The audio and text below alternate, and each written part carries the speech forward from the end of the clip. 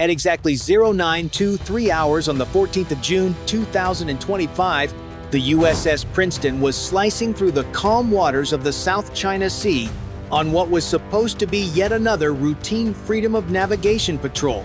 Her spy radar, the most advanced naval sensor in the world, suddenly painted a return that shifted the crew's mood from routine to razor-sharp focus.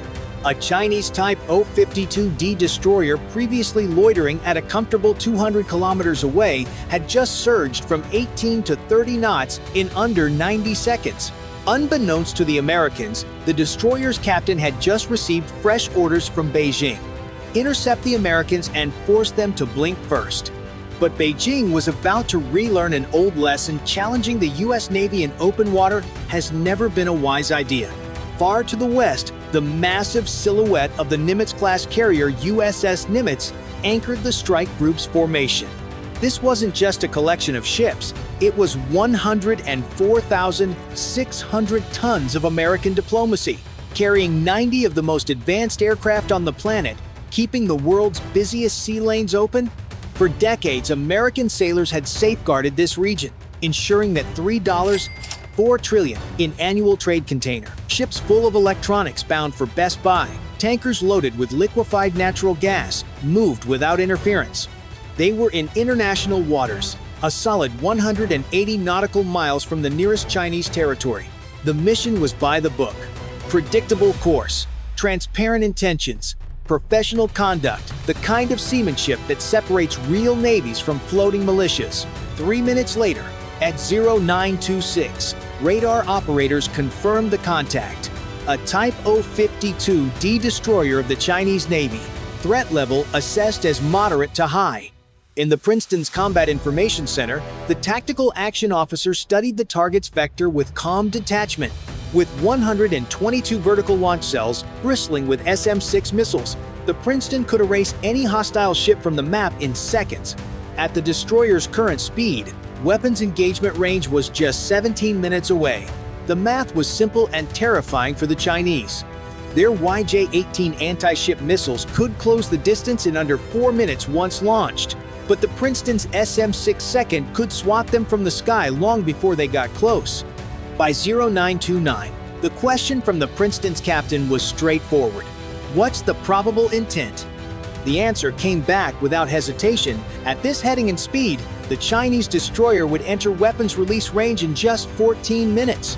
The Combat Information Center recommended going to general quarters. The captain's reply was pure American steel.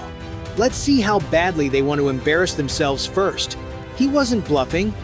The South China Sea at that moment was crowded not with warships, but with the lifeblood of global commerce. 46 merchant vessels moved within a 50-mile radius. A Singapore-flagged container ship stacked with semiconductor crates, a South Korean LNG tanker worth $200 million, and countless others whose safe passage depended on the U.S. Navy's quiet but resolute presence. Should Beijing succeed in militarizing these waters, every one of them would be at risk. The strike group's cooperative engagement capability went to work at 0930, seamlessly sharing the Princeton's threat data across the entire formation. The Nimitz, her flight deck buzzing with operations, subtly shifted her position.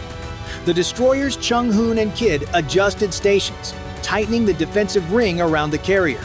Any attack against the Nimitz would mean running a gauntlet of American firepower from multiple directions.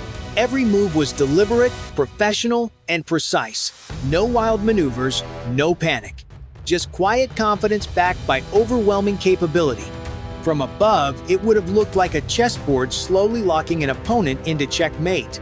By 0935, the tactical picture was about to get even more complicated. From high above at 25,000 feet, an E-2D Hawkeye orbiting in its racetrack pattern reported a change in the theater. Multiple aircraft were lifting off from the Chinese carrier Shandong.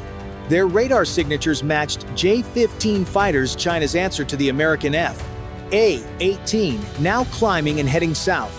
If Beijing's plan was to intimidate, they had just committed to raising the stakes.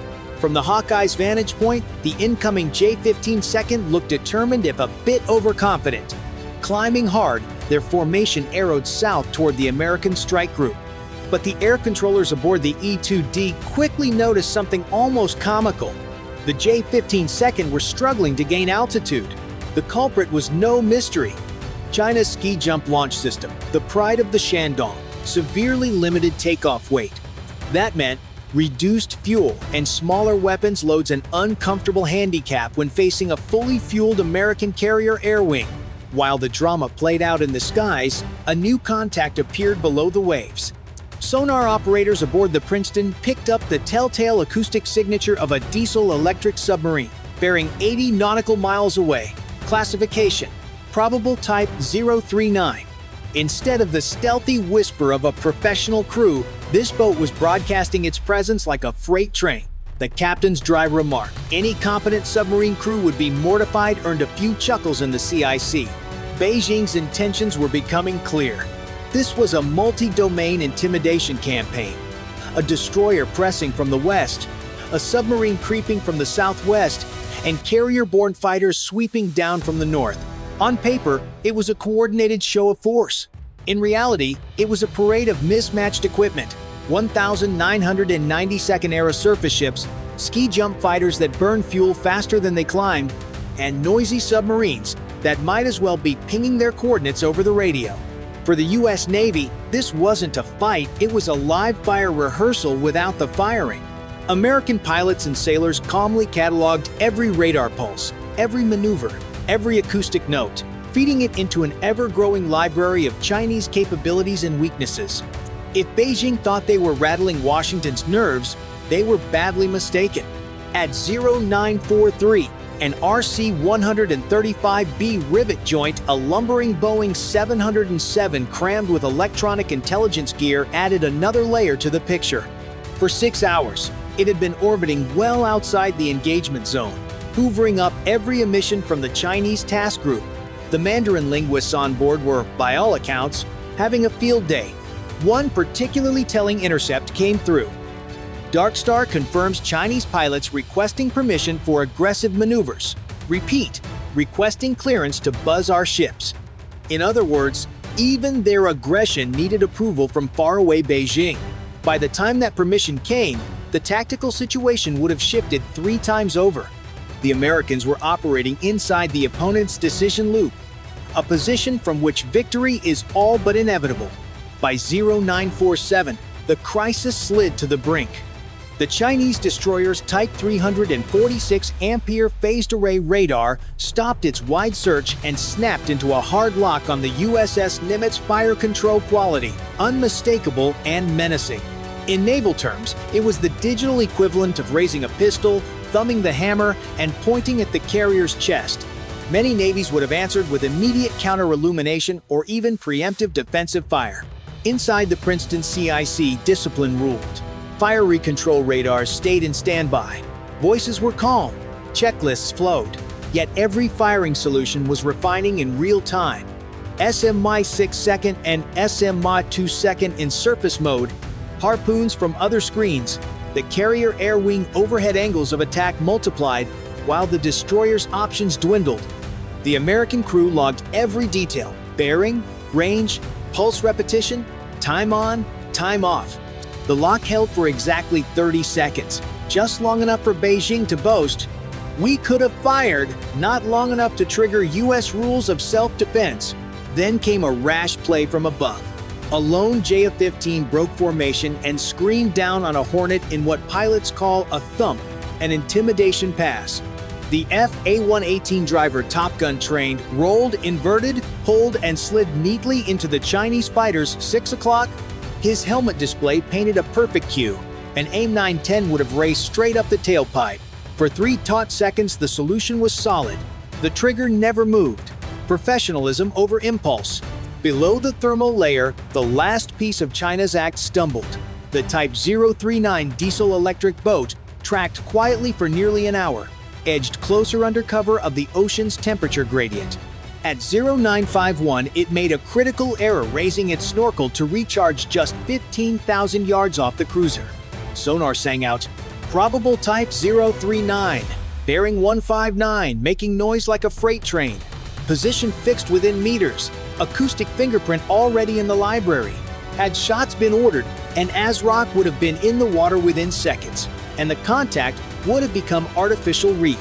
What Beijing billed as a coordinated show of force had boxed itself in carrier to the northwest, destroyer to the west, submarine to the southwest. If shooting started, none of the three would likely survive the first 5 minutes. At precisely 14:30 hours, the USS Nimitz shifted from measured patience to overwhelming presence. In the largest single carrier launch in years, her deck crew executed a symphony of motion honed by decades of practice. 48 aircraft roared into the sky, Super Hornets loaded with live ordnance, EA 18-gram Growlers bristling with electronic warfare pods, and E-2D Hawkeyes ready to command the battle space. Catapults slammed forward at 45-second intervals, hurling jets into the humid South China Sea air. Steam vented in white plumes, the rhythmic thunder echoing for miles. The Growlers struck first not with missiles, but with electrons. Their ALQ-99 pods poured high-power jamming across the Chinese task group's radar bands, shredding situational awareness. On the Shandong screens, false targets bloomed by the hundreds. Real tracks winked out, and the picture dissolved into static and chaos. Controllers couldn't tell ghosts from threats. Everything was a threat. Then came the shock Beijing never saw coming. 6 nautical miles off the Shandong's port beam, the black, knife-like sail of a Virginia-class attack submarine broke the surface. For 8 silent days, she had shadowed the Chinese formation, evading every sonar ping, every sonobuoy, every ASW helicopter. The sub's captain ordered an emergency surface purely for effect. Water cascaded from her hull in the afternoon sun. Binoculars snapped to faces across the Chinese fleet. The unspoken message was unmistakable. We've been here the whole time, and you never knew. 90 seconds later, she slipped beneath the waves again, silent, invisible, untouchable. Above, the air war unfolded like a masterclass in modern combat. The Super Hornets, operating at full combat weight and linked via the secure Link 16 network, shared every radar picture in real time. One jet's eyes became every jet's eyes. The J-15 second, hamstrung by voice-only coordination and outdated sensors, were trapped in rigid, close formations, predictable, vulnerable. Growler jamming fractured Chinese communications. Pilots chasing radar ghosts burned precious fuel in fruitless maneuvers. Meanwhile, American fighters executed the wall stacked high, medium, and low in overlapping engagement zones. Any path toward the Nimitz was a suicide run through layers of missiles and cannon fire. By the 40-minute mark, Chinese fuel gauges were sinking fast. Ski jump launches had robbed the J-15 second of endurance. Their hard climbs burned what little reserve they had. Engagements ended the same way: American fighters in firing position, Chinese defensive and retreating. Each withdrawal bled more fuel until the inevitable happened. One by one, they peeled away toward the Shandong, bingo lights flashing, combat loads unused. For the Americans, this was not just a show of force. It was a live demonstration of total domain dominant surface, subsurface, and air executed with precision, patience, and devastating effect. By late afternoon, the Chinese formation had been stripped of any credible offensive punch.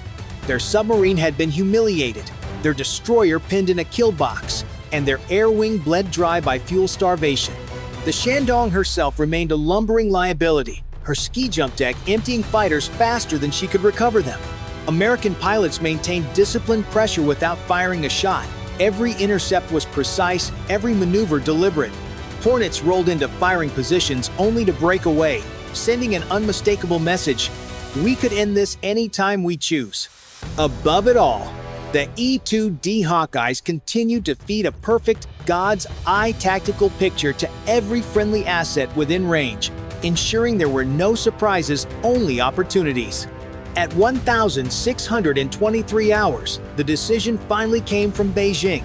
The Shandong's escorts altered course, their wakes curving away from the engagement zone. Official Chinese statements later claimed they were concluding scheduled exercises. No one present believed it. The truth was simpler. The attempt to project power in America's self-declared Sixth Great Lake had ended in quiet, undeniable retreat. The U.S. strike group held formation, neither chasing nor gloating. The mission remained the same as it had been at dawn: keep the sea lanes open, ensure that every merchant vessel in the region could continue its journey unmolested. From the Singapore-flagged container ship stacked with semiconductors to the South Korean LNG tanker worth hundreds of millions, the message was clear: you sail under our watch, and you sail safe. On the Princeton, logs were closed with meticulous detail radar locks, sonar tracks, intercept positions, all destined for intelligence archives. Each recorded signal and maneuver was another puzzle piece in understanding how the People's Liberation Army Navy operated under pressure. As the tropical twilight settled over the South China Sea, the Nimitz's flight deck hummed with recovery operations. One by one, Hornets trapped aboard, wings folding as they rolled to their spots. The carrier's island glowed under work lights, a city at sea finishing another day's work. For the American sailors, there was no celebration, just the quiet satisfaction of a job done to perfection. They had faced down a coordinated Chinese challenge across every domain: air, surface, subsurface, and had won without firing a single missile. The adversary had come to intimidate and to claim waters they had no right to. They left with a clear, unspoken lesson. In the South China Sea, the United States Navy is not just present, it owns the fight before it even begins.